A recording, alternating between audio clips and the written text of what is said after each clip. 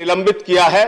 आज इस बिल की चर्चा में वो नहीं है। आज इस बिल की चर्चा में हम लोग शामिल नहीं होते, लेकिन क्योंकि ये जनहित का एक बड़ा मुद्दा था, ये विषय नहीं, राज्यों के हित का एक बड़ा मुद्दा था, इसलिए हम लोग चर्चा में शामिल हुए हैं। अब इस भावना का सम्मान करते हुए उन हमारे साथी सांसदों को आप सदन में लाइए और उनके निलंबन को वापस कीजिए। ये सरासर उनके साथ आपने उनके अधिकारों को छीनने का काम किया। उनके अधिकारों को छीनने का काम आपने किया।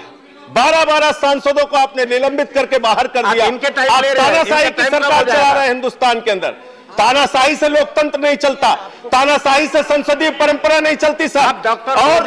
और अरुण जेटली साहब को पढ़ लीजिए। इस सरकार से पूछना चाहता हूं कि क्या इस देश के संविधान से बढ़कर कोई है? क्या इस देश के संविधान से बढ़ के ये सरकार है? क्या इस देश के संविधान से बढ़ के कोई राज्य सरकार है? क्या इस देश के संविधान से बढ़ के कोई सदन का सदस्य है? मान्यवर, इस देश के संविधान ने व्यवस्था दी, इस देश के संविधान ने राज्यों को अधिकार दिया, लेकिन धीरे धीरे करके आप राज्यों के दिए गए अधिकारों को छीनने का काम कर रहे हैं। सेल टैक्स राज्य का अधिकार, आप जीएसटी लेके आते हैं। मोटर व्हीकल राज्य का अधिकार, आप मोटर व्हीकल एक्ट लेके आते हैं। कृषि राज्य का अधिकार, आप कृषि काला कानून लेके आते हैं। दिल्ली की विधानसभा देश के संविधान के तहत बनाई गई विधानसभा, आप विधानसभा की कमेटियों का भी पावर छीन लेते हैं। और इस डैम सेफ्टी बिल में मान्यवर आप वही काम कर रहे हैं। हमारे यहां एक कहावत है, तू कौन मैं खामखा। आपसे किसने कहा कि आप राज्यों की डैम सेफ्टी के अंदर इंटरफेयर कीजिए? किस राज्य ने आपसे अनुरोध किया? तमिलनाडु का विरोध है, केरला का विरोध है, उड़ीसा का विरोध है, कर्नाटक का विरोध है। और साफ तौर से देश के संविधान की धारा 252 कहती है, 2 राज्यों के अनुरोध के बगैर आप कोई हस्तक्षेप नहीं कर सकते। बावजूद इसके आप देश के संविधान के विपरीत जाके हर क्षेत्र में अपनी मनमानी और तानाशाही थोपते जा रहे हैं। इसलिए मैं इस बिल की निंदा करता हूं, आलोचना करता हूं। और जैसे आप कृषि बिल में 1 साल तक किसानों को सड़क पर रखकर 750 किसानों की शहादत लेकर आपको मजबूर होना पड़ा यूपी का चुनाव देख के वो बिल वापस लेने के लिए, ऐसी परिस्थितियां आएंगी कि आपको कल को यह बिल भी वापस लेना पड़ेगा। इसलिए अभी भी सुझाव है कि इस बिल को आप सेलेक्ट कमेटी के पास भेजिए। हर चीज में अपनी तानाशाही और मनमानी से बिल पर बिल थोपने का काम मत कीजिए। मैं तो उम्मीद कर रहा था कि सेशन में आप एमएसपी की गारंटी का कानून लेके आएंगे, लेकिन आपको हर वो कानून लाना है जिससे राज्यों में झगड़े बढ़े।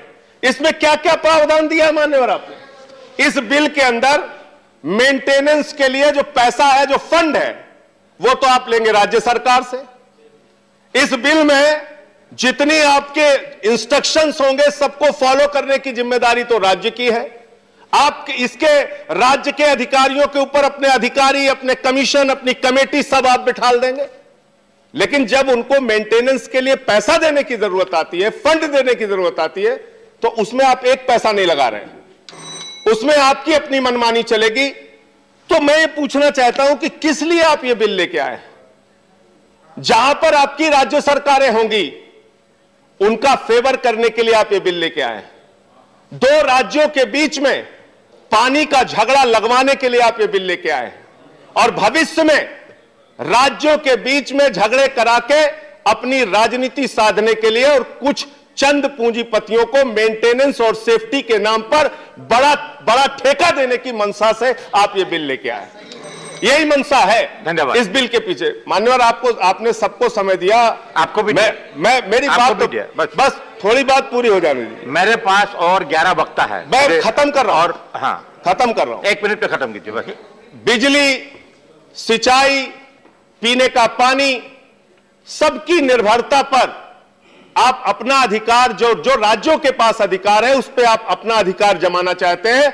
और हर चीज में बिजली का उत्पादन होगा, फिर सिंचाई होगा, फिर पीने के पानी का होगा। हर चीज में आपका हस्तक्षेप इस बिल के माध्यम से धीरे धीरे करके बढ़ेगा। इसलिए एक बहुत बड़ी चिंता का विषय है राज्यों के लिए, देश के संविधान के लिए, देश के संविधान की मूल भावना के लिए और इस देश के संघीय ढांचे के खिलाफ यह बिल है। धन्यवाद। आप सर खत्म कर रहा हूं। हाँ, खत्म कर। राज्यों के अधिकारों के खिलाफ और उससे हस्तक्षेप संघीय ढांचे के खिलाफ यह बिल है मान्यवर। और मान्यवर, मैं अंत में यही अनुरोध आपसे करना, आपके माध्यम से इस सरकार से करना चाहता हूं कि 12 सांसदों को आपने निलंबित किया है। आज इस बिल की चर्चा में वो नहीं है। आज इस बिल की चर्चा में हम लोग शामिल नहीं होते, लेकिन क्योंकि ये जनहित का एक बड़ा मुद्दा था, ये विषय नहीं, राज्यों के हित का एक बड़ा मुद्दा था, इसलिए हम लोग चर्चा में शामिल हुए हैं। अब इस भावना का सम्मान करते हुए उन हमारे साथी सांसदों को आप सदन में लाइए और उनके निलंबन को वापस कीजिए। ये सरासर उनके साथ आपने उनके अधिकारों को छीनने का काम किया है। उनके अधिकारों को छीनने का काम आपने किया है।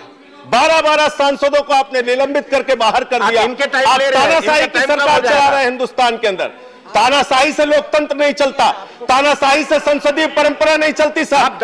और अरुण जेटली साहब को पढ़ लीजिए, वो सदन की बाधा को लोकतंत्र की मजबूती के लिए अच्छा बताते रहे हैं। और अटल बिहारी वाजपेयी जी को भी पढ़ लीजिए। 2001 में अंत में कह के खत्म कर रहा हूं, बिल्कुल खत्म कर रहा हूं। 2001 अरे सर, अटल बिहारी वाजपेयी जी का वक्तव्य तो याद करा लेने दीजिए इनको। स्वर्गीय प्रधानमंत्री अटल बिहारी वाजपेयी जी ने कहा था, बहुमत के दल को सदन चलाने की सबसे बड़ी जिम्मेदारी है। आप सदन को चलाने की जिम्मेदारी आपके ऊपर है। आप विपक्ष के सांसदों का इस तरीके से उनके अधिकारों का हनन नहीं कर सकते। इस तरीके से खबरों में बने रहने के लिए फोरम 4 को सब्सक्राइब करें और नोटिफिकेशन पाने के लिए बेल आइकन दबाएं।